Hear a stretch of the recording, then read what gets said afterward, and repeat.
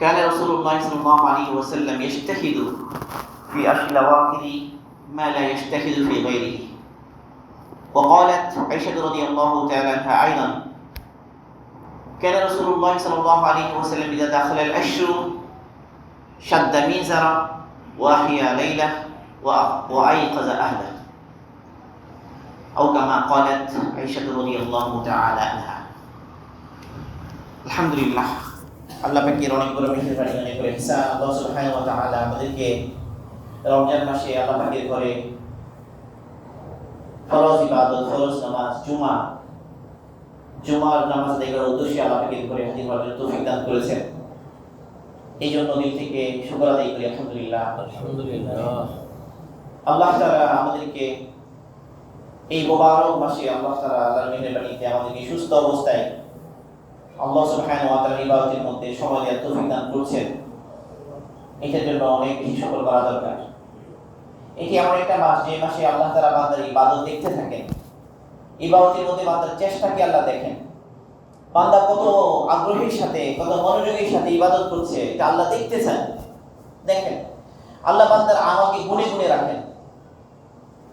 আল্লাহ বলেন, হে আমার বান্দা, আমি তোমার আমলকে গুণে গুণে রাখছি এবং আমি ইনশাআল্লাহ আমি আল্লাহ বলেন আমি তোমাদের এই আমল গুণে গুণে তোমাদেরকে বদলা দিব। কাজেই যে নেক আমল করে সে যেন আল্লাহরই প্রশংসা করে, আর যে তা করে না, নেক আমল করতে পারে না, সে নিজেকেই দোষারোপ করে। ইয়া ইবাদি ইন্নামা আমালুকুম উহসিহা লাকুম সুম্মা উফিকুম ইয়াহা ফামান আমিলা খায়রান ফালইহমাদিল্লাহ ওয়ামান ফাআলা গায়রা যালিকা ফালা ইয়ালুমান্না ইল্লা নাফসা। সে যেন নিজেকে দোষারোপ করে। তো রমাদানের মোবারকের মধ্যে সবচেয়ে বেশি ফজিলতপূর্ণ হলো আল আশরুল আওয়াখির মিন রমাদান, রমজান মাসের শেষ দশক। রমজান মাসের শেষ দশকের ফজিলত এটা তো মানে বলার জন্য কোনো ভাষাই নেই। কোনো খতিবের, কোনো বক্তার ভাষা এটা সীমিত। সে এই শেষ দশকের ফজিলতকে সে বর্ণনা করতে অক্ষম। কোনো লেখকের কলম অক্ষম এখানে যে শেষ দশকের যে ফজিলত, এটার যে সম্মান, এটার আসমত, এই শেষ দশকটা কত গুরুত্বপূর্ণ মুমিনের জন্য, শেষ দশক ইবাদতের মধ্যে কাটাতে পারা কত বড় সৌভাগ্যের বিষয়, এটা না লিখে শেষ করা যাবে, না বোঝানো যাবে। শেষ দশকের গুরুত্ব বোঝার জন্য তো আল্লাহ রাসূল সাল্লাল্লাহু আলাইহি ওয়াসাল্লামের আমল, রাসূল কি আমল করতেন এটা পেশ করা যথেষ্ট। মুহাম্মদ রাসূলুল্লাহ সাল্লাল্লাহু আলাইহি ওয়াসাল্লাম সারা বছরই মেহনত মুজাহাদা করতেন ইবাদতের মধ্যে, আমলের মধ্যে। রাসূলের জিন্দেগি তো ছিল আমলময়, রাসূলের জিন্দেগি তো আমলওয়ালা জিন্দেগি। সারা জীবনই তো রাসূল কষ্ট করেন, মেহনত করেন। তারপর আম্মা জান আয়েশা সিদ্দিকা রাদিয়াল্লাহু তাআলা আনহা বিশেষভাবে শেষ দশকের আমল সম্পর্কে বলছেন, যেটা ইমাম মুসলিম রাহিমাহুল্লাহ সহিহ মুসলিমের মধ্যে এনেছেন, যে কানা রাসূলুল্লাহ সাল্লাল্লাহু আলাইহি ওয়াসাল্লাম ইস্তাহিদু ফিল আশিল আওয়াখির মা লা ইস্তাহিদু ফিল গায়রি। রাসূল সাল্লাল্লাহু আলাইহি ওয়াসাল্লাম সারা সময় মেহনত করতেন, কিন্তু রাসূল সাল্লাল্লাহু আলাইহি ওয়াসাল্লাম শেষ দশকে এত বেশি মেহনত করতেন ইবাদতের মধ্যে, এত বেশি ইবাদতের মধ্যে সময় দিতেন, এত বেশি ইবাদতের মধ্যে মশগুল হতেন, এত বেশি ইবাদতের মধ্যে কষ্ট করতেন, যেটা অন্য কোনো সময় করতেন না। অন্য হাদিসে আম্মা জান আয়েশা সিদ্দিকা রাদিয়াল্লাহু আনহা ইরশাদ করেন, কানা রাসূলুল্লাহ সাল্লাল্লাহু আলাইহি ওয়াসাল্লাম ইযা দাখালা আল-আশহু শাদ্দা মিজারা ওয়া আহইয়া লাইলা ওয়া আইকাযা আহলা। যখন শেষ দশক আগমন করত, রাসূল সাল্লাল্লাহু আলাইহি ওয়াসাল্লাম লুঙ্গির গিট শক্ত করে বাঁধতেন, লুঙ্গির গিট শক্ত করে বাঁধতেন। মানে কি অবসর হয়ে গেছেন অন্য সব কিছু থেকে, মানে নিজেকে প্রিপেয়ার করেছেন, প্রস্তুত করেছেন যে আমাকে আমল করতে হবে, আমাকে ইবাদত করতে হবে। শেষ দশকে নিজেকে প্রিপেয়ার করতেন, মেন্টালি মানসিকভাবে রাসূল তৈরি হতেন যে আমাকে ইবাদত করতে হবে, আমল করতে হবে। শাদ্দা মিজারা দ্বারা এটা উদ্দেশ্য। ওয়া আহইয়া লাইলা, মানে রাসূল রাত জাগতেন। এটা দ্বারা পুরো রাত জাগা উদ্দেশ্য হতে পারে, বা রাতের অধিকাংশ অংশ জাগাও উদ্দেশ্য হতে পারে। এবং নিজের পরিবার বর্গকে আল্লাহ রাসূল জাগাতেন। কানা রাসূলুল্লাহ সাল্লাল্লাহু আলাইহি ওয়াসাল্লাম ইয়াতরুকু বাবা ফাতিমা ওয়া আলী রাদিয়াল্লাহু তাআলা আনহুমা। রাসূল সাল্লাল্লাহু আলাইহি ওয়াসাল্লাম আলী এবং ফাতিমার দরজায় নক করে করে বলতেন, আলা তাকুমান ফাতুসাল্লিয়ান, তোমরা কি জাগবে না, তোমরা কি উঠবে না নামাজ পড়ার জন্য, তোমরা কি উঠবে না নামাজ পড়বে। নিজের স্ত্রীদের হুজরাত মধ্যে আল্লাহ রাসূল নক করে করে তাদেরকে জাগাতেন। আমাদের যারা সালফে সালেহীন ছিলেন তারা রাসূল সাল্লাল্লাহু আলাইহি ওয়াসাল্লাম অনুসরণের ক্ষেত্রে, রাসূল সাল্লাল্লাহু আলাইহি ওয়াসাল্লামের ইত্তেবার ক্ষেত্রে তারা অনন্য ছিলেন। আল্লাহ রাসূলকে তারা যেভাবে অনুসরণ করে দেখিয়েছেন আমরা সেটা কখনো পারবো না, আমরা অক্ষম, এখানে আমরা দুর্বল। কিন্তু সালফে সালেহীন তারা আল্লাহ রাসূল সাল্লাল্লাহু আলাইহি ওয়াসাল্লামকে কদম কদম অনুসরণ করতেন।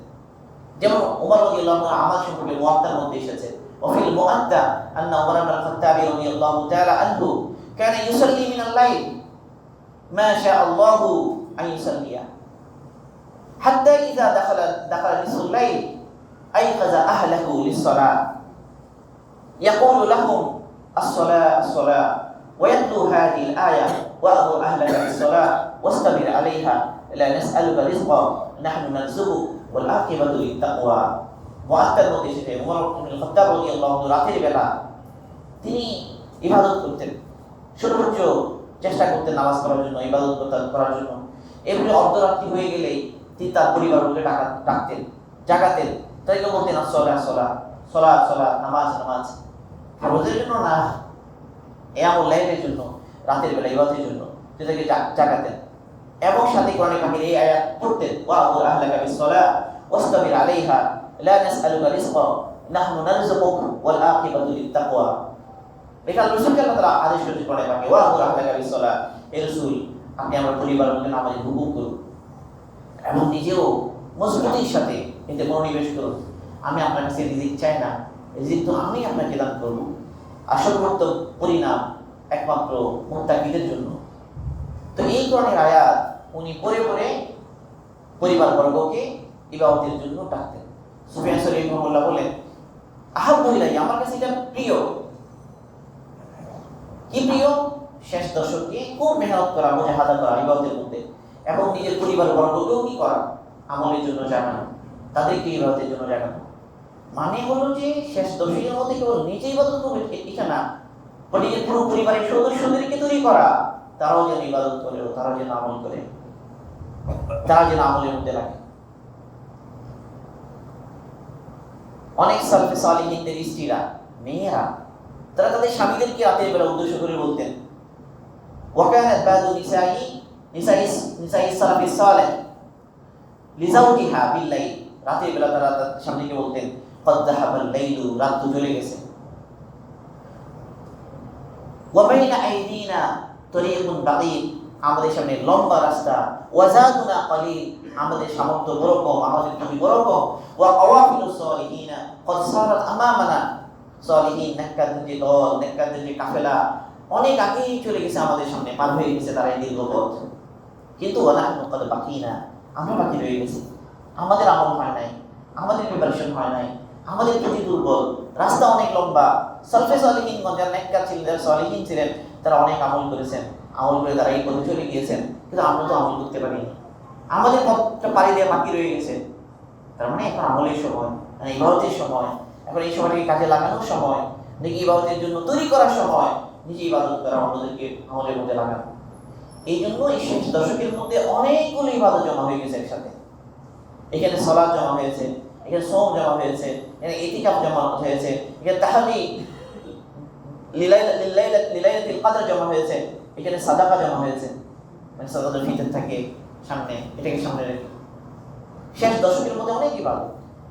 দিনের বেলা রোজা, রাতের বেলা তারাবি, রাতের বেলা আলাদা ইবাদত করা, আর ইজতিহাদ লিল ইবাদত, ইবাদতের জন্য মুজাহাদা করা, রাতের বেলা রাত জাগা, রাসূলের আমল, রাসূল আমল করেছেন। আহাদ আত-তাহাদি লিলাইলাতুল কদর, লাইলাতুল কদর তালাশ, এটা একটা আলাদা আমল। দেখেন, রাত জাগায় এদিকে ইবাদত করা এক আমল, লাইলাতুল কদর তালাশ করা একটা আলাদা আমল। রাসূল সাল্লাল্লাহু আলাইহি ওয়াসাল্লাম বলেছেন, তাহাররাউ লাইলাতুল কদরি ফিল আশরিল আওয়াখির মিন রমাদান, রমজানের শেষ দশকে তোমরা লাইলাতুল কদরকে তালাশ করো। রাসূল সাল্লাল্লাহু আলাইহি ওয়াসাল্লাম লাইলাতুল কদরের তালাশে প্রথম দশক আলোচনা ইতিকাফ করলেন। এরপর আল্লাহ রাসূল লাইলাতুল কদরের তালাশে দ্বিতীয় দশকও ইতিকাফ করলেন। এরপর আল্লাহ রাসূল মানে মাথা বের করে বললেন যে আমি প্রথম দশকও কি করেছি, ইতিকাফ করেছি লাইলাতুল কদরের তালাশে। দ্বিতীয় দশকে আমি কি করেছি? ইতিকাফ করেছি লাইলাতুল কদরের তালাশে। তো আমি জানতে পেরেছি লাইলাতুল কদর শেষ দশকে। এবার রাসূল বলেন তাহারাউ লাইলাতুল কদরি ফিল আশিল আওয়াখির মিন রমাদান, তোমরা রমজানের শেষ দশকে লাইলাতুল কদরকে তালাশ করো। তাহলে রমাদান মুবারকে লাইলাতুল কদরকে তালাশ করা, এটার একটা আলাদা ফিকিরে থাকা যে আমি যেন লাইলাতুল কদর পেয়ে যাই। আলাদা এটার জন্য ব্যবস্থাপনা, আলাদা এটার জন্য হুঁশিয়ারি, সতর্কতা যে আমার লাইলাতুল কদর যেন মিস হয়ে না যায়। লাইলাতুল কদর খায়রুম মিন আলফি শাহর, ইন্না আনজালনাহু ফি লাইলাতিন মুবারাকা। আল্লাহ তাআলা লাইলাতুল কদরকে বলেছেন লাইলাতুল মুবারাক, বরকতময় রাত। ইন্না আনজালনাহু ফি লাইলাতিল কদর ওয়া মা আদরাকা মা লাইলাতুল কদর, লাইলাতুল কদর খায়রুম মিন আলফি শাহর। এই রাতের বিশেষত্ব হাজার মাস থেকে দামি। 1000 মাস বলেননি, 2000 মাস বলেননি, হাজার মাস বলেছেন। কয় হাজার এটা আল্লাহ জানেন। তানাজ্জালুল মালাইকাতু, ফেরেশতা নাযিল হয়, ওয়ার রূহ, জিবরাইল আমিন অবতীর্ণ হন। সালাম এই রাতে, পুরো রাত্রি। সালাম হিয়া হাত্তা মাতলাইল ফাজর, সকাল পর্যন্ত শান্তি আর শান্তি। তাহলে লাইলাতুল কদর কত ফজিলতপূর্ণ রাত, যেটার প্রশংসা আল্লাহ তাআলা করেন। আমাদের মধ্যে যেন লাইলাতুল কদরের মধ্যে ব্যাপারে একটা আগ্রহ সৃষ্টি হয়। এই জন্য লাইলাতুল কদর সম্পর্কে যে সূরাটা, এটার উপস্থাপনা দেখেন কিরকম। ইন্না আনজালনাহু ফি লাইলাতিল কদর, আমি লাইলাতুল কদর, আমি এই কোরআনকে লাইলাতুল কদরে সম্মানিত রাতে নাযিল করেছি। এবার আল্লাহ নিজে প্রশ্ন করছেন, নিজে প্রশ্ন করছেন, ওমা আদরাকা মা লাইলাতুল কদর, আপনি কি জানেন, আপনার জানা আছে তো লাইলাতুল কদর এটা কোন রাত? মানে এইভাবে কখন প্রশ্ন করে বলে, মানে আগ্রহ সৃষ্টি করা, অ্যাটেনশন ড্র করা, যে যেন এরা অ্যালার্ট হয়, হুঁশিয়ার হয়, জানতে আগ্রহী হয়। মানে উপস্থাপনা কি, এক সম্মানিত রাত, কোরআন আমি নাযিল করেছি এক সম্মানিত রাতে। আপনি কি জানেন সেই সম্মানিত রাত কোনটা? মানে মানে কি বলে এটাকে, মানে আগ্রহ সৃষ্টি করা জানার জন্য, যেন যারাই এই কথাটা শুনলো যে ইন্না আনজালনাহু ফি লাইলাতিল কদর, লাইলাতুল কদরে আমি নাযিল করেছি, এক সম্মানিত রাতে আমি নাযিল করেছি। কাকে? কোরআন। একটা আগ্রহ সৃষ্টি করার জন্য বলছে ওমা আদরাকা মা লাইলাতুল কদর, লাইলাতুল কদর খায়রুম মিন আলফি শাহর, হাজার রাতের চেয়ে উত্তম, হাজার রাতের চেয়ে বেশি ফজিলতপূর্ণ উত্তম লাইলাতুল কদর। লাইলাতুল কদর যদি পেয়ে যায় আমি কি দোয়া করবো? আম্মারা কত বুদ্ধিমান, কত ওনারা সচেতন আখিরাতের ব্যাপারে, আখিরাতের বিষয়গুলো যেন মিস হয়ে না যায়। মানে লাইলাতুল কদর যদি পেয়ে যায় তো জীবন সবচেয়ে সেরা দোয়াটা করতে চায়, এরকম একটা ব্যাপার। সবচেয়ে সেরা দোয়াটা, সবচেয়ে ফজিলতপূর্ণ দোয়াটা, সবচেয়ে দামি জিনিসটা যেন আমি চেয়ে নিতে পারি আল্লাহর কাছ থেকে, আম্মা জানের এরকম একটা চেষ্টা। এই জন্য আম্মা জান বলছি, আল্লাহ রাসূল আমি যদি লাইলাতুল কদর পেয়ে যাই আমাকে শেখান, আমি কি চাইবো আল্লাহর কাছে, কি দোয়া করবো। মানে তামান্না, বুঝে যাচ্ছে যে তারা আমল করতে চাচ্ছেন, দোয়া করতে যাচ্ছেন, জেনে নিতে চাচ্ছেন কি ইবাদত করা যায়, কি দোয়া করা যায়, কিভাবে আল্লাহকে ডাকা যায়, কোন জিনিস চাওয়া দরকার জেনে নিচ্ছেন। আম্মা জান আমাদের হয়ে জেনে নিয়েছেন। আমাদের মধ্যে এত তলব নেই, এত আগ্রহ নেই। আম্মা জানের কত আগ্রহ, কত তলব, কত বিষয় খুঁটিয়ে খুঁটিয়ে রাসূলের কাছ থেকে জেনে নিয়েছেন। আম্মা জান আয়েশা রাদিয়াল্লাহু তাআলা আনহা, রাসূল বলেন যে আয়েশা তুমি যদি এর কদর পেয়ে এই দোয়া করো, আল্লাহুম্মা ইন্নাকা আফুউন কারীম তুহিব্বুল আফওয়া ফা'ফু আন্নী, আল্লাহুম্মা ইন্নাকা আফুউন তুহিব্বুল আফওয়া ফা'ফু আন্নী। হে আল্লাহ, আপনি ক্ষমাকে পছন্দ করেন, ক্ষমাকে ভালোবাসেন।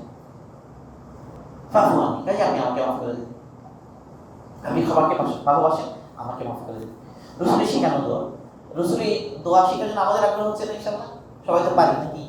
মুখস্থ করে নিব। আল্লাহুম্মা ইন্নাকা আফুউন তুহিব্বুল আফওয়া, হে আল্লাহ আপনি ক্ষমাশীল। ইন্নাকা আফুউন মানে আপনি ক্ষমাশীল, তুহিব্বুল আফওয়া আপনি ক্ষমা করাকে পছন্দ করেন। ফা'ফু আন্নী, কাজে আপনি আমাকে ক্ষমা করে দেন, আপনি আমাকে ক্ষমা করে দেন। রাসূলের শেখানো দোয়া, মানে এই দোয়া কবুল হবে ইনশাআল্লাহ। এই দোয়া রাসূল শিখিয়েছেন, আম্মা জানকে শিখিয়েছেন, আম্মা জান বড় আগ্রহের সাথে শিখে নিয়েছেন। আমাদেরও আগ্রহের সাথে শেখা উচিত এবং এই দোয়া করা উচিত।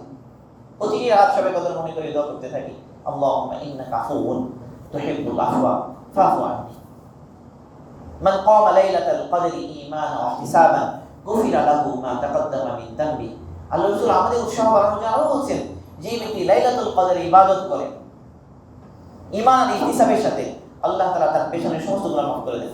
এই ফজিলতপুর রমজানের ব্যাপারেও কিন্তু আছে, মান সামা রমাদানা ঈমানান ওয়া ইহতিসাবান গুফিরা লাহু মা তাকাদ্দামা মিন যামবি, মান কামা রমাদানা ঈমানান ওয়া ইহতিসাবান গুফিরা লাহু মা তাকাদ্দামা মিন যামবি। আবার আল্লাহ রাসূল স্পেশালি বলেন, মান কামা লাইলাতাল কদরি ঈমানান ওয়া ইহতিসাবান গুফিরা লাহু মা তাকাদ্দামা মিন যামবি। যে ব্যক্তি লাইলাতুল কদরে ঈমানের সাথে এবং সওয়াব পাওয়ার আশায় ইবাদত করেন, আল্লাহ তাআলা তার পিছনের জীবনে সব গুনাহ মাফ করে দেন। তাই লাইলাতুল কদর আমাকে পেতেই হবে ইনশাআল্লাহ। এই রমজানে যেন আমার লাইলাতুল কদর ছুটে না যায়, কি বলেন? এরকম নিয়ত আছে না ইনশাআল্লাহ? এই হাও লাইলাতুল কদর এবার মিস করব না।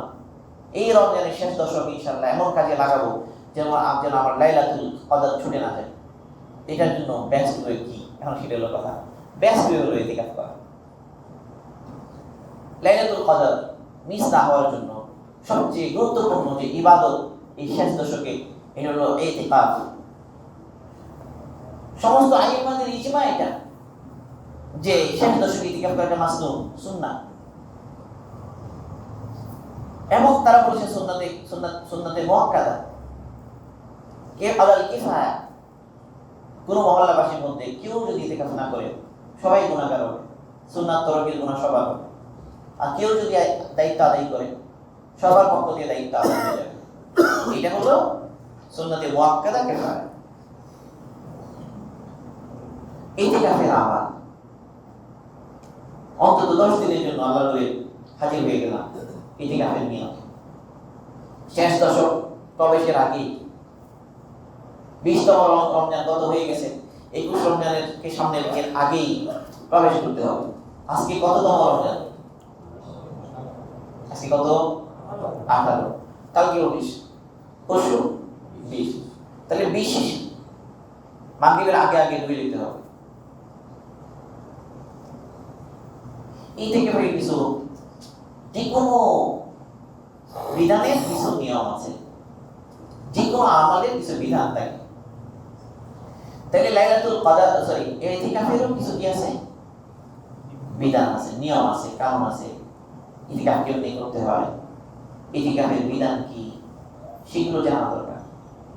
তো ইতিকাফ মানে হলো মসজিদে ইবাদতের জন্য অবস্থান করা, ইবাদতের নিয়তে মসজিদে অবস্থান করা, মসজিদকে আবদ্ধ করা, বন্দী করা। আল মুতাকিফু ইয়াতাকিফু যুনুব, হাদিসের মধ্যে এসেছে মুতাকিফ সে সমস্ত গুনাহ থেকে বেঁচে থাকে। মুতাকিফ সমস্ত গুনাহ থেকে সে বেঁচে থাকে, দূরে থাকে, বিরত থাকে, গুনাহ হয় না। মসজিদের মধ্যে আমলের পরিবেশে আসে তো অনেক ইবাদত, অনেক আমল করতে পারে। আর ইতিকাফে আসার কারণে বাইরে যে আমলগুলো করতো এগুলো ছুটে যাচ্ছে, সেইগুলো নাকি এমনি এমনি পেয়ে যায়। মানে বুঝা গেছে কিনা কথা? ইতিকাফে এসে গেলে তো বাইরের আমলগুলো করতে পারবে না। বাইরে অনেক কাজ আছে না, বাইরে অনেক ইবাদত আছে না, বাইরের সাথে আমল আছে না, অনেক দায়িত্ব জিম্মাদারি আছে না, ওইগুলো তেমন করতে পারছে না। ওইগুলো করলে যেরকম নেকি হতো, এগুলো এমনি পেতে থাকে। এই নেকি এমনি তাকে দেওয়া হতে থাকে, যে সে ইতিকাফের মধ্যে আছে। তো এই ইতিকাফ রত ব্যক্তি যেন আল্লাহ রহমতের দরজা নক করে যাচ্ছে, নক করে যাচ্ছে, নক করে যাচ্ছে, নক করে যাচ্ছে, নক করে যাচ্ছে। বলেন দরজা খুলবে কিনা? অবশ্যই খুলবে। ইতিকাফ কারি যেন আল্লাহর ঘরে এসে পড়ে গেছে, আল্লাহর দরবারে এসে পড়ে আছে, যেন আল্লাহ আমাকে মাফ করে দেয়, যেন আল্লাহ আমাকে কবুল করে নেয়, আল্লাহ থেকে নেওয়ার জন্য সে পড়ে আছে। তা আল্লাহ অবশ্যই দেবেন ইনশাআল্লাহ। শেষ দশক এটা এমন একটা সময়, এটা মাহরুম থাকার সময় না। মান হারুমা খায়রাহা ফাকাদ হারুমা। হাদিসের মধ্যে আসে, রাসূল বলেন যে এই মাসে যে মাহরুম হলো, সে আসলেই মাহরুম। এই মাসের যে কল্যাণ থেকে, মান হুরিমা খায়রাহা ফাকাদ হুরিমা, এই মাসের কল্যাণ থেকে যে মাহরুম হলো, সে আসলেই বঞ্চিত, সে আসলে মাহরুম। এবং আল্লাহ তাআলা ইবাদত দেখতে থাকেন, এটা আমি শুরুতেই বলেছি। আল্লাহ পাক নিজেই বলছেন, ইয়া ইবাদি ইন্নামা আমালুকুম উহসিহা লাকুম ওয়া উফিকুম ইয়াহা। হে আমার বান্দা, তোমাদের আমলগুলো আমি গুনে গুনে রাখবো তোমাদের জন্য, গুনে গুনে রাখবো। কেমন করে বলছেন? গুনে গুনে রাখবো। তুমি যে রোজা রাখো, তুমি যে ইবাদত করো, তুমি যে তাসবিহ করো, তুমি যে দোয়া করো, তুমি যে নামাজ পড়ো, তুমি যে কান্নাকাটি করো, তুমি সিজদা দাও, তোমার প্রত্যেক ইবাদত, তুমি সাদাকা করো, আমি গুনে গুনে রাখছি। মানে আগ্রহ সৃষ্টি করার জন্য গুনে গুনে রাখছি, গুনে গুনে বদলা দিব। ওয়া উমিকুম ইয়াহা, আর গুনে গুনে বদলা দিব। কাজেই যে ব্যক্তি ভালো আমল করে, মা আমিলা খায়রান ফালিয়াহমাদিল্লাহ, যে ভালো আমল করে সে আল্লাহর প্রশংসা করে। ওমান ফাআলা গায়রা যালিক, যে বিপরীত করে, ফালা তালুমান্না ইল্লা নাফসা, ফালা ইয়ালুমান্না ইল্লা নাফসা, সে নিজেকে দোষারোপ করে, নিজেকে দায় দেয়, হায় আমি কেন ভুল করলাম, আমি কেন আমল করলাম না, কেন আমি ক্ষতি করলাম। যে রমাদান মুবারক আমাদের সামনে, শেহজাদুল আমাদের সামনে, ইতিকাফের আমল আমাদের সামনে, এটাকে সামনে রেখে নিজেকে তৈরি করা ইতিকাফের জন্য। বলেন কারা কারা তৈরি আছে ইতিকাফের জন্য? আমার ছেলে পুলিগুলো আসে, এই পুরো মুসল্লিরা সবাই যদি ইতিকাফে চলে আসে, ইনশাআল্লাহ সবাই এখানে চলে আসবে, সব ছেলেগুলো চলে যাবে যারা আছে, সবারই আসা দরকার। পুরো মহল্লাবাসীকে হয়ে যাওয়া দরকার ইতিকাফ করার জন্য, সবাই চলে আসবে, বিছানা টিছানা সব ছেড়ে। কি বলেন, সভাপতি সাহেব থেকে শুরু করে, ঠিক আছে, সেক্রেটারি সাহেব থেকে শুরু করে, মানে পুরো মহল্লাবাসী চলে আসছে মসজিদে। এরকম হওয়া দরকার, এতিকাফে রাগ করে, আমাদের রাগ করে। কি বলে, এইভাবে নিয়ত করা যায়। ইসমাইল ভাই কি বলে, এতিকাফের জন্য তৈরি হওয়া, নিজেদেরকে তৈরি করা। ঠিক আছে ইনশাআল্লাহ, আরো চিন্তা ভাবনা করি, কাজ ফারেক করি, অসুবিধা হবে না ইনশাআল্লাহ। ছেলে বলে পরিচিত যাবে, ছেলে বলে মুরব্বীরা নিজে থাকবে, আরো যারা সব নিজে থাকবে, সুন্দর করে আমল করবে, এখানে অন্যরা তাদের খেদমত করবে, ছেলেরা যারা আছে। এই জন্য নিজেকে তৈরি করি আমলের জন্য। ঠিক আছে ইনশাআল্লাহ, বঞ্চিত হবো না, ভালো হবো না ইনশাআল্লাহ। কিছু কিছু অংশ নিব, নফলি থেকে নিয়ে ধরে বলে থাকবো মসজিদে, এটাও করা যায়। ঠিক আছে, আমি পুরো সুন্নতের মর্যাদা পুরো পারবো না, মসজিদে বিছানা ফেললাম, ঠিক আছে, কাজকর্ম সারবো, খাওয়া দাওয়া করে থাকবো কোথায়, এটা তো একদম সোজা, এটা তো ইজি, একদম এটা ইজি না একদম। রাতের বেলা মসজিদে আসি, ভালো ইবাদত করলাম, ঘুমালাম সবাই, ইনশাআল্লাহ পেয়ে গেলাম লাইলাতুল কদর। এটা একটু ইজি না, একটু ইজি হয়ে গেল না এটা।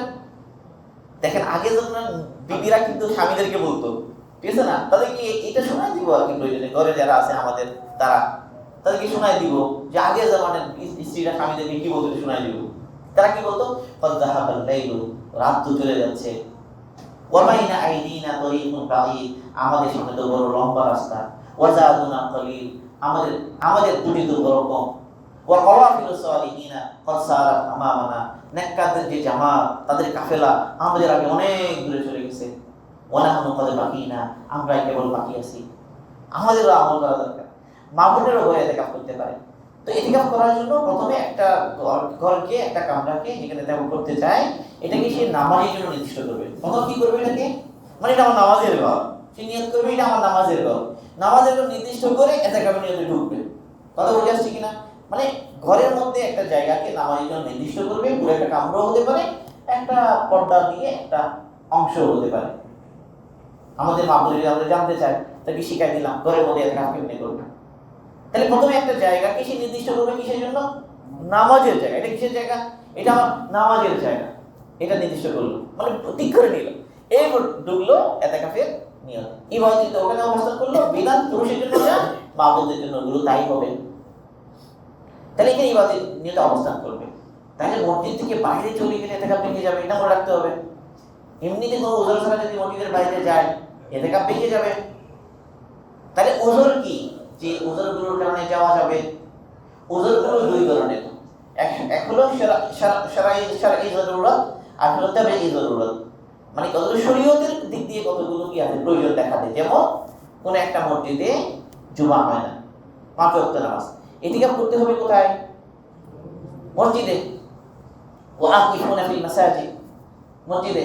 ওয়ালা তুবাশিরুহুন্না ওয়া আনতুম আকিফুনা ফিল মাসাজিদ, কোরআন শরীফের আয়াত আছে, ওয়া আনতুম আকিফুনা ফিল মাসাজিদ, মসজিদ।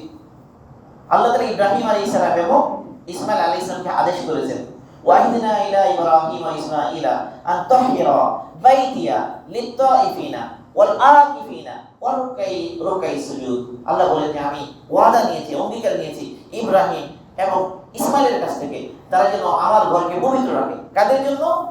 লিত-তাইফিনা, তাওয়াফকারীদের জন্য, ওয়াল আকিফিনা মানে ইতিকাফকারীদের জন্য। তাহলে বোঝা গেল বাইতুল্লাহও আমাল ইতিকাফ, এবং এটা ইব্রাহিম আলাইহিস সালাম থেকেই শরীয়তের মধ্যে আছে। মানে ইব্রাহিম আলাইহিস সালামের পর থেকেই শরীয়তের মধ্যে ইতিকাফের বিধান আছে। ইতিকাফ কেবল উম্মতে মুহাম্মাদের আমল না, ইব্রাহিম আলাইহিস সালামের পর থেকেই আছে। ওয়াল আকিফিনা শব্দটা এখানে থাকার দ্বারা বোঝা যাচ্ছে। তাহলে ইতিকাফের জায়গা হলো মসজিদ। মামুনের মসজিদে করবে না, এই জন্য নামাজের জায়গা নির্দিষ্ট করবে ঘরের মসজিদ, এটা ঘরের মসজিদ হলো নির্দিষ্ট করার কারণে। এখন ওখানে ঢুকলো, ওখানেও কি হবে? ইতিকাফ হবে। তাহলে এখনো জুমা হয় না, তাহলে জুমার জন্য যদি অন্য মসজিদে যায় যেখানে জুমা হয়, যাবে আর আসবে, ইতিকাফ ভাঙবে না। এটা একটা উসুল। বুঝে থাকা অবস্থায় গোসল ফরজ হয়ে গেছে, গোসল ফরজ হয়েছে, ফরজ গোসলের জন্য বের হবে, গোসল করে চলে আসবে, ইতিকাফ ভাঙবে না। কিন্তু এমনি গোসল, এটার জন্য কিন্তু যাওয়া যাবে না। এইগুলো আমাদের মূল সমস্যাটা, গোসল না করে থাকতে পারি না, এমনি গোসলের নিয়তে গেলে ইতিকাফ ভেঙে যাবে। আচ্ছা, এইগুলো হলো যে কি শরীয়তে জরুরত করলাম, শরীয়তে জরুরত। আর হলো অভ্যাসগত কতগুলো বিষয়, কি খাওয়া দাওয়া, ইস্তিনজা, এগুলো। ওযু, অনেক সময় ওযুর ব্যবস্থা ভিতরে থাকে, এটা সুবিধা ওযুর জন্য। ইস্তিনজাও পাশাপাশি আছে, বাকি ইস্তিনজা ওযুর জায়গাটা যেন মসজিদ নয়, এটা তো ওযু এবং ইস্তিনজার জন্য বানানো হয়েছে। তাহলে এই জায়গায় যাওয়ার সময় ওযুর নিয়তে ইস্তিনজার নিয়তে যাব, ওযুর নিয়তে ওযুর জন্য গেলাম, ইস্তিনজার নিয়তে ইস্তিনজার জন্য গেলাম, তাহলে ভাঙবে না। ওযু শেষে আবার চলে আসলাম, ওখানে টুকটাক কথা বলতে পারে, এটা তারা হবে না, কিন্তু অপ্রয়োজনীয় সময় নষ্ট ওখানে করবে না, দ্রুত চলে আসবে। কোনো ব্যক্তির ঘরের মধ্যে খাবার আনার কেউ নেই, খাবার রেডি আছে, জাস্ট যাবে এবং খাবার নিয়ে চলে আসবে। ইতিকাফ এর মধ্যে একটু সুযোগ আছে যে যাবে, জাস্ট খাবার রেডি আছে, নিয়ে চলে আসবে, কারণ আনার ব্যবস্থা নেই, তাও হবে। কিন্তু ওখানে খাবে না, খাবে মসজিদে। খাবার মানুষের একটা আদত, অভ্যাস। ঠিক আছে, কথা মোটামুটি এগুলোই শরীয়তের জরুরত। অন্য গোসল চাইলে গোসল করবে না, একান্ত প্রয়োজন যদি মনে করে যে একটু করবে, তাহলে কিন্তু গোসল নিয়ে যেতে পারবে না। হ্যাঁ, এটা করতে পারে, গেছে ইস্তিনজার জন্য, ওখানে পানি ঢেলে দিয়েছে, তুলে চলে আসে। কি জন্য যায় নাই? গোসলের জন্য যায় নাই। কি জন্য গেছে? ইস্তিনজার জন্য, পানি ঢেলে দিয়ে চলে আসে। তাহলে গোসল নিয়ে থেকে কিন্তু গোসল ভেঙে যাবে, দেখা গেছে ইস্তিনজার জন্য, পানি ঢেলে দিয়েছে, চলে আসে, তাহলে ওর কি ভাঙে নাই? ইতিকাফ ভাঙে নাই। মসজিদের সীমার ভিতরে বলে, কোনো মসজিদের যদি সিঁড়ি বাইরেও হয়, উপরে এবং নিচে নামাজে আসা যাওয়া করা লাগে, এই সিঁড়ি ব্যবহার করলেও ভাঙবে না। মুফতি মাহমুদ শফি রাহিমাহুল্লাহ ওর জাওয়াহিরুল ফিক, এটার মধ্যে আহকামুল মাসাজিদ, আহকামুল ইতিকাফের মধ্যে এগুলো বিস্তারিত লিখেছেন। এমনকি সিঁড়ি মসজিদের বাইরে হলেও এই সিঁড়ির উঠে নামার কারণে ইতিকাফ ভাঙবে না। নামাজের জন্য যদি উঠে নামা, এখানে তো মসজিদের ভিতরে, এইটা যেটা সিঁড়ি, এটা মসজিদের ভিতরে।